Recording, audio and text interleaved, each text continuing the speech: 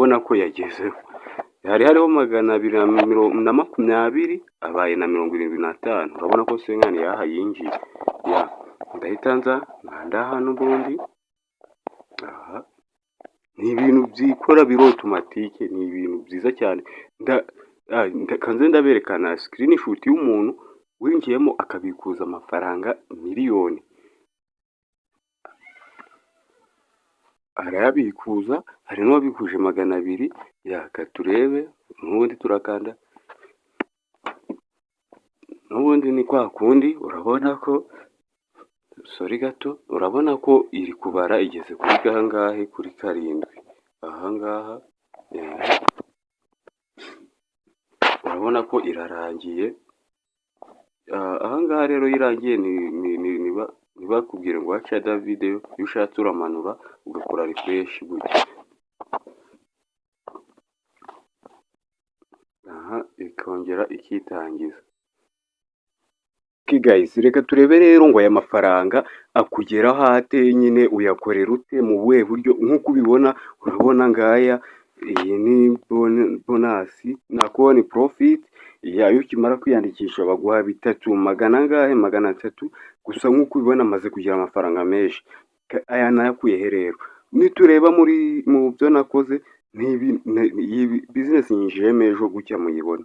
Gusa nimureba mu byo nakoze, na aya mafaranga hano yavuye, dore ngaha ameshi. Ni trivia nakoze imwe, amafaranga 23,650. Urayabona ko hari amafaranga menshi, ni menshi rwose, arahagije. Ahangaha mu mavideo ya YouTube urabona ko ninjijemo 400 ejo. Muri TikTok ninjizamo 220 nangahe, no muri ads ninjizamo ayangahe. Ni ibintu byoroshye cyane. Reba hano mbafite timetable y'uburyo ndabikora. Ubwo YouTube njyaho kwa gatatu ku isabato no ku cyumweru. Izi trivias ni kwa 2 no kwa 4. TikTok kwa 2 no kwa 3. WhatsApp nayo iyi WhatsApp nayo igira amafaranga. Hari uburyo baguha ibintu ukabamamariza, ubundi wamara kubamamariza ukabishyira nko kuri status zawe n'ibindi. Ndiko ndaje mbibasobanurire neza. Ahandi trivia nazo izi ngizi za zindi zamaye amafaranga nzikora kwa 2 no kuwa 4. Nkuko mubibona nyine ejo nibwo nahise nzikora nyimara kugeramo. Akaza na ads nkora kuwa 2, akaza n'izi blogs. Ni ibintu byoroshye cyane. Nkuko mubibona rero, haba harimo ibintu byinshi cyane. Urabona nk'imyirondoro yawe bigaragara neza. Icyo nakwereka rero kindi nuko ushaka no kudownloadinga app yabo iyo wamaze kwiyandikisha, ngaha rwose. Gusa mbibutsa ko mwe mutarakora subscribe musabwe kuyikora kugira ngo njye mbereka video nyizi ngizi umunsi ku wundi. Izi video zigiye kujya zibageraho kenshi cyane. Noneho ushobora kudownloadinga app yabo uko ukanza ahangaha. Ubu ndayifite ngewe, ndayibereka. Ibi biriho ino logo yayo ni iyi akangaka mubona. Noneho ikindi wamenya cyo nuko iyo ushaka gukorera amafaranga, ngiye kukwereka uburyo ubikoramo. Uraza ugakanda ahangaha ku tudomo 5.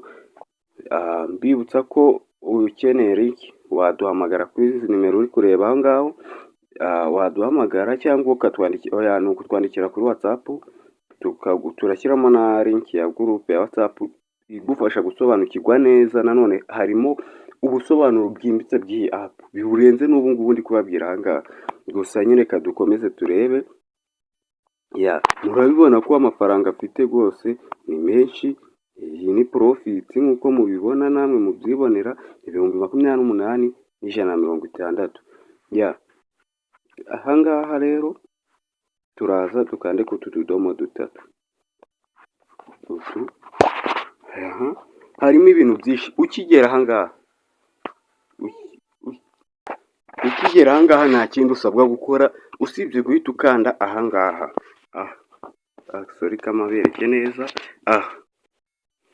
Ahangaha akangaka iyo ukinjiramo bwa mbere niko ugomba guhita uheraho ugakoreraho amafaranga, ugakandaho gutya ukaza aha handitse free spin, murahabona handitse free spin, ukahakanda urategereza. Njye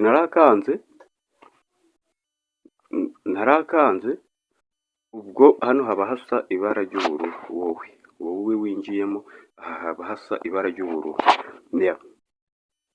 Iyo umaze kuhagera uhita uhakanda, iyi spin ikizengurutsa akenshi n'ubundi ikunze kugwa yiguye nko mu icumi. Urugero ahangaha iguye mu icumi uba ukoreye amafaranga 110.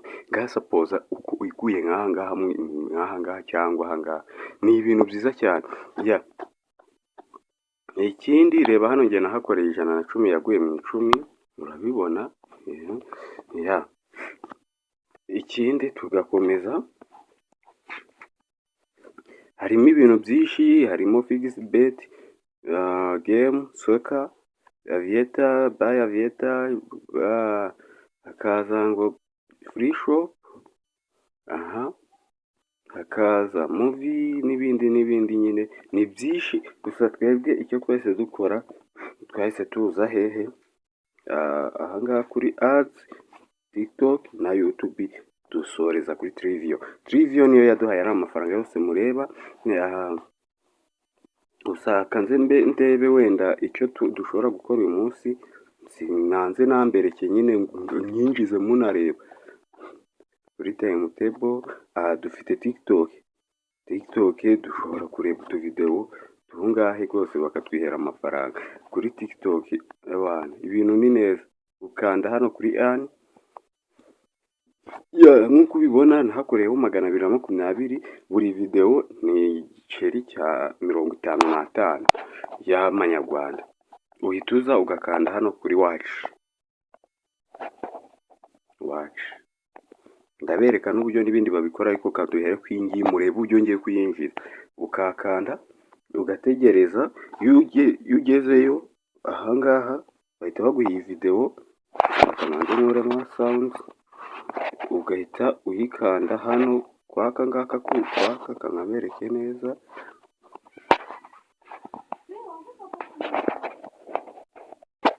Urakanda ahangaha, urahabona hano hari ibara ry'icyatsi, ukakanda ugategereza gutya video iratangiye. Urabona hano byo ni ibintu, iyi murapari yo ikiza cyayo ibintu byayo birikora. Urabibona ko gutya irabaze igeze ku 10 byarangiye.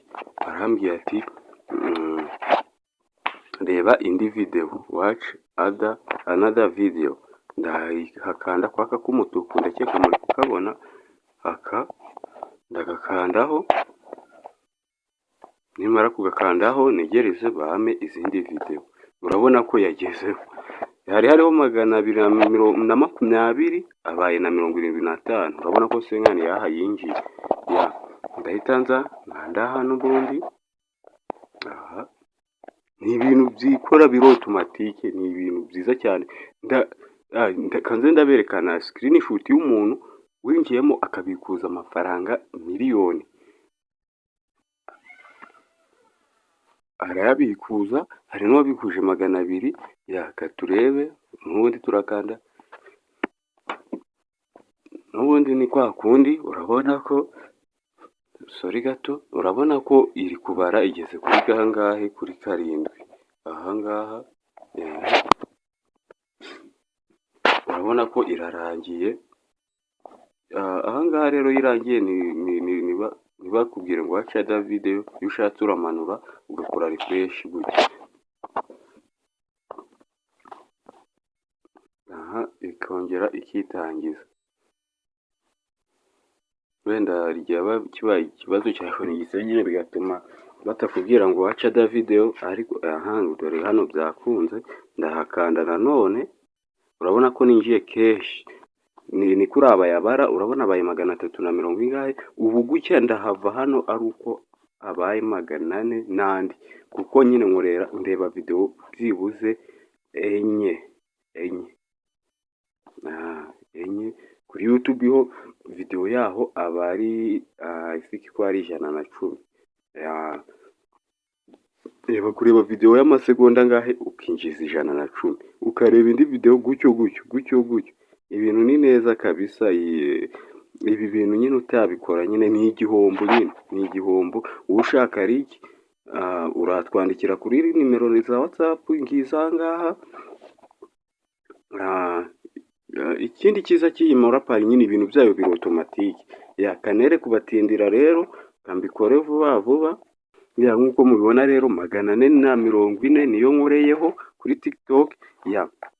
Katurebe kuri dashboard amafaranga yacu uko yagezeho. Twari dufite ibihumbi 20. Urabibona yagezeho kare ngaya. Urabona ko yiyongeye. Ikindi turahita dukora rero niki, turagaruka ahangaha turebe ngo trivial ze wazikora kuko ndabizi mwese nizo mukeneye cyane. Dore ngaha ukanda ugahituza hano, ugahituza kwaka kambere kanditseho trivia, ugakakandaho. Uyu munsi nta turazikora kuko nazo dufite. Uhituza ugakanda hano kuri start quiz. Iyo ari umunsi wayo uhita ugera ku bibazo. Reba hano tw'uburyo barahita badusubiza kubera ko nayo baratubwira ati today is not trivial day. Trivial day are Tuesday, Thursday and also Thursday. Na kuri YouTube ni kwa kundi ndakeka reka kubatindira rero. Murakoze mwe mwabanye nanjye kugeza iyi video irangiye. Ndabashimiye kandi mubyumve. Icyo mbasaba no gukora subscribe. Abashaka kwiyandikisha hasi muri description no muri